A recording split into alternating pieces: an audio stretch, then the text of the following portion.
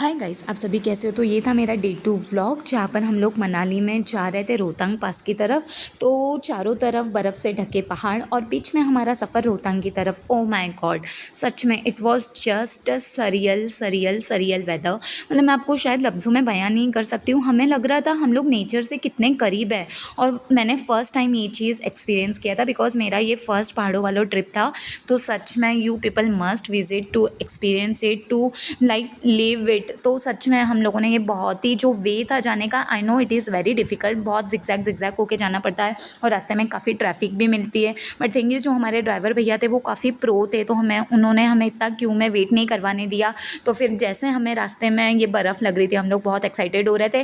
फिर यहाँ हम लोग आ गए, हम लोग यहाँ थोड़ा बहुत खेल रहे थे और फिर बाद में हम लोगों ने वहाँ की मैगी खाई। पहाड़ों पे जाओ और मैगी नहीं खाओ तो क्या आप गए।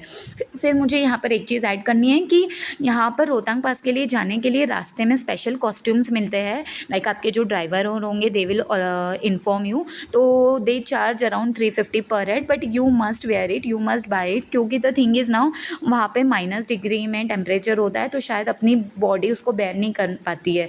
तो वो बेटर ये हो कि वो कॉस्ट्यूम लो तो आप सही से बर्फ़ में इंजॉय कर सकते हैं वो प्रॉपर बूट और वेयर करके। फिर हम लोग निकल गए थे रोहतांग पास से and then we went to Atal tunnel.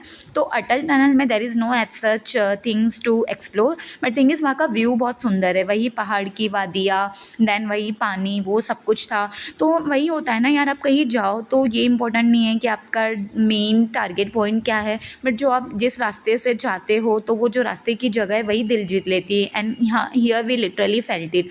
रास्ता जो था वो बहुत ही खूबसूरत था। फिर बस हम लोगों ने वहाँ पर जो भी थे छोटे मोटे से रील बनाए, क्योंकि रोहतांग पास में काफ़ी लाइक माइनस में टेम्परेचर था। तो हम लोगों ने वहाँ पे 1-1.5 घंटे से ज़्यादा टाइम नहीं स्पेंड किया। यहाँ पर हमने छैया छैया का रील बनाया, that was pre mandatory decided for that trip. फिर उसके बाद हम लोग निकल गए अटल टनल से। तो अटल टनल का जो टनल है इट्स अराउंड 9 किलोमीटर। एंड हाँ, when you exit this tunnel no, आपको एक बहुत सुंदर सा व्यू मिलता है जो आपको ले जाता है सोलांग वैली की तरफ। सोलांग वैली में बहुत सारे एक्टिविटीज़ अवेलेबल होते हैं और there is like Anjani Mahadev temple also, तो उसके लिए आपको ट्रैकिंग करना होता है। फिर उसके बाद हम लोग चले गए थे जुगनी टेम्पल। जुगनी टेम्पल का Jugni waterfall is also the famous thing is to visit, but the thing is कि वो ट्रैकिंग था, काफ़ी ऊंचाई पर था और हम लोगों को काफ़ी शाम हो गया था, तो we have just avoided it, क्योंकि शाम के टाइम पर वो सफ़र सही नहीं था। तो हमने उसके लिए एक शॉर्टकट चुना, वो भी काफ़ी लंबा था, बट थिंग इज़ कि एटलीस्ट हम लोगों ने उसको एक्सपीरियंस कर लिया।